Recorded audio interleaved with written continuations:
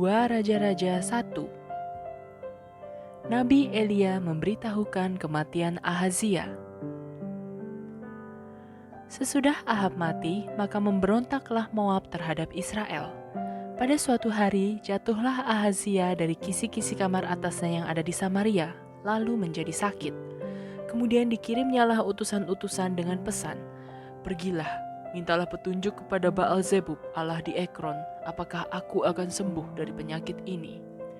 Tetapi berfirmanlah malaikat Tuhan kepada Elia orang Tisbe itu, "Bangunlah, berangkatlah menemui utusan-utusan Raja Samaria, dan katakan kepada mereka, apakah tidak ada Allah di Israel sehingga kamu ini pergi untuk meminta petunjuk kepada Baal-zebub, Allah di Ekron? Sebab itu beginilah firman Tuhan, engkau tidak akan bangun lagi dari tempat tidur di mana engkau berbaring, sebab engkau pasti akan mati." Lalu pergilah Elia. Sesudah utusan-utusan itu kembali kepada raja, berkatalah ia kepada mereka, "Mengapa kamu kembali?" Jawab mereka kepadanya, "Ada seorang datang menemui kami dan berkata kepada kami, 'Pergilah, kembalilah kepada raja yang telah menyuruh kamu, dan katakanlah kepadanya, beginilah firman Tuhan, apakah tidak ada Allah di Israel sehingga engkau menyuruh meminta petunjuk kepada Baal-zebub Allah di Ekron? Sebab itu engkau tidak akan bangun lagi dari tempat tidur di mana engkau berbaring, sebab engkau pasti akan mati.' Lalu bertanyalah ia kepada mereka, 'Bagaimanakah rupa orang yang telah datang menemui kamu itu, dan yang mengatakan perkataan ini kepadamu?' Jawab mereka kepadanya, 'Seorang yang memakai pakaian bulu dan ikat pinggang kulit terikat pada pinggangnya.' Maka berkatalah ia, 'Itu Elia, orang Tisbe.' Sesudah itu disuruhnyalah kepada Elia seorang perwira dengan ke-50 anak buahnya. Orang itu naik menjumpai Elia yang sedang duduk di atas puncak bukit. Berkatalah orang itu kepadanya, 'Hai abdi Allah, raja bertitah, turunlah.' Tetapi Elia menjawab, katanya kepada perwira itu, 'Kalau benar aku abdi Allah, biarlah turun api dari langit memakan engkau habis dengan ke-50 anak buahmu.' Maka turunlah api dari langit memakan dia habis dengan ke-50 anak buahnya. Kemudian raja menyuruh pula kepadanya seorang perwira yang lain dengan ke-50 anak buahnya. Lalu orang itu berkata kepada Elia, 'Hai abdi Allah, beginilah titah raja, segeralah turun.' Tetapi Elia menjawab mereka, 'Kalau benar aku abdi Allah, biarlah turun api dari langit memakan engkau habis dengan ke-50 anak buahmu.' Maka turunlah api Allah dari langit memakan dia habis dengan ke-50 anak buahnya. Kemudian raja menyuruh pula seorang perwira yang ketiga dengan ke-50 anak buahnya. Lalu naiklah perwira yang ketiga itu, dan sesudah sampai berlututlah ia di depan Elia, serta memohon belas kasihan kepadanya. Katanya, 'Ya abdi Allah, biarlah kiranya nyawaku dan nyawa ke-50 orang hamba-hambamu ini berharga di matamu. Bukankah api sudah turun dari langit memakan habis kedua perwira yang dahulu dengan ke-50 anak buah mereka? Tetapi sekarang biarlah nyawaku berharga di matamu.' Maka berfirmanlah malaikat Tuhan kepada Elia, 'Turunlah bersama-sama dia, janganlah takut kepadanya.' Lalu bangunlah Elia dan turun bersama-sama dia menghadap raja. Berkatalah Elia kepada raja, 'Beginilah firman Tuhan, oleh karena engkau telah mengirim utusan-utusan untuk meminta petunjuk kepada Baal-zebub Allah di Ekron, seolah-olah tidak ada Allah di Israel untuk ditanyakan firman-Nya, maka sebab itu engkau tidak akan bangun lagi dari tempat tidur di mana engkau berbaring, sebab engkau pasti akan mati.' Maka matilah raja sesuai dengan firman Tuhan yang dikatakan oleh Elia. Maka Yoram menjadi raja menggantikan dia dalam tahun kedua zaman Yoram bin Yosafat, raja Yehuda, sebab Ahazia tidak mempunyai anak laki-laki. Selebihnya dari riwayat Ahazia, apa yang dilakukannya, bukankah semuanya itu tertulis dalam kitab sejarah raja-raja Israel? 2 Raja-Raja 2. Elia naik ke surga. Menjelang saatnya Tuhan hendak menaikkan Elia ke surga dalam angin badai, Elia dan Elisa sedang berjalan dari Gilgal. Berkatalah Elia kepada Elisa, 'Baiklah tinggal di sini, sebab Tuhan menyuruh aku ke Betel.'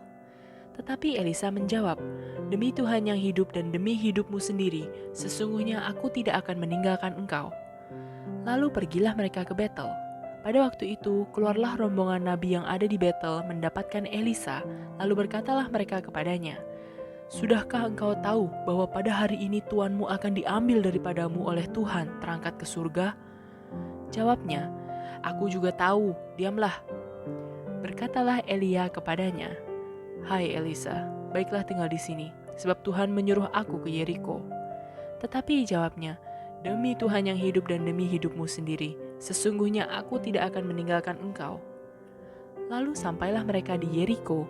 Pada waktu itu, mendekatlah rombongan nabi yang ada di Yeriko kepada Elisa, serta berkata kepadanya, "Sudahkah engkau tahu bahwa pada hari ini tuanmu akan diambil daripadamu oleh Tuhan terangkat ke surga?" Jawabnya, "Aku juga tahu, diamlah."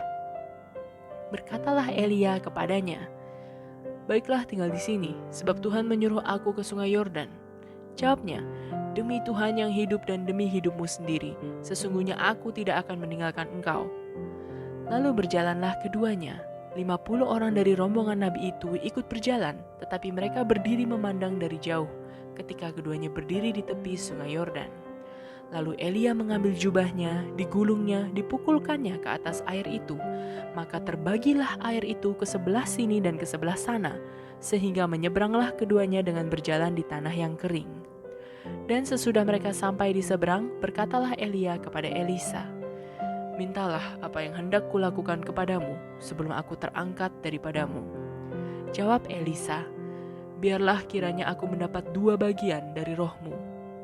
Berkatalah Elia, "Yang kau minta itu adalah sukar, tetapi jika engkau dapat melihat aku terangkat daripadamu, akan terjadilah kepadamu seperti yang demikian, dan jika tidak, tidak akan terjadi." Sedang mereka berjalan terus sambil berkata-kata, tiba-tiba datanglah kereta berapi dengan kuda berapi memisahkan keduanya. Lalu naiklah Elia ke surga dalam angin badai. Ketika Elisa melihat itu, maka berteriaklah ia, "Bapakku, Bapakku, kereta Israel dan orang-orangnya yang berkuda." Kemudian tidak dilihatnya lagi, lalu direnggutkannya pakaiannya dan dikoyakkannya menjadi 2 koyakan. Sesudah itu dipungutnya jubah Elia yang telah terjatuh, lalu ia berjalan hendak pulang dan berdiri di tepi sungai Yordan. Ia mengambil jubah Elia yang telah terjatuh itu, dipukulkannya ke atas air itu sambil berseru, "Di manakah Tuhan Allah Elia?" Ia memukul air itu lalu terbagi ke sebelah sini dan ke sebelah sana, maka menyeberanglah Elisa. Ketika rombongan nabi yang dari Yeriko itu melihat dia dari jauh, mereka berkata, "Roh Elia telah hinggap pada Elisa." Mereka datang menemui dia lalu sujudlah mereka kepadanya sampai ke tanah. Mereka berkata, "Coba lihat, di antara hamba-hambamu ini ada 50 orang laki-laki, orang-orang tangkas. Biarlah mereka itu pergi mencari tuanmu. Jangan-jangan ia diangkat oleh roh Tuhan dan dilemparkannya ke atas salah satu gunung atau ke dalam salah satu lembah." Elisa menjawab, "Janganlah suruh pergi." Tetapi ketika mereka mendesak-desak dia sampai memalukan, maka berkatalah ia, "Suruhlah pergi." Mereka menyuruh 50 orang. Orang-orang ini mencari 3 hari lamanya, tetapi tidak bertemu dengan Elia. Ketika mereka kembali kepada Elisa yang masih tinggal di kota Yeriko, berkatalah ia kepada mereka, "Bukankah telah kukatakan kepadamu jangan pergi?" Elisa menyehatkan air di Yeriko. Berkatalah penduduk kota itu kepada Elisa, "Cobalah lihat, letaknya kota ini baik, seperti tuanku lihat, tetapi airnya tidak baik, dan di negeri ini sering ada keguguran bayi." Jawabnya, "Ambillah sebuah pinggan baru bagiku, dan taruhlah garam ke dalamnya." Maka mereka membawa pinggan itu kepadanya. Kemudian pergilah ia ke mata air mereka dan melemparkan garam itu ke dalamnya, serta berkata, "Beginilah firman Tuhan, telah kusehatkan air ini, maka tidak akan terjadi lagi olehnya kematian atau keguguran bayi." Demikianlah air itu menjadi sehat sampai hari ini sesuai dengan firman yang telah disampaikan Elisa. Anak-anak Betel mencemoohkan Elisa. Elisa pergi dari sana ke Betel, dan sedang ia mendaki, maka keluarlah anak-anak dari kota itu, lalu mencemoohkan dia serta berseru kepadanya, "Naiklah botak, naiklah botak!" Lalu berpalinglah ia ke belakang, dan ketika ia melihat mereka, dikutuknyalah mereka demi nama Tuhan. Maka keluarlah 2 ekor beruang dari hutan, lalu mencabik-cabik dari mereka 42 orang anak. Dari sana pergilah ia ke Gunung Karmel, dan dari sana pula kembalilah ia ke Samaria.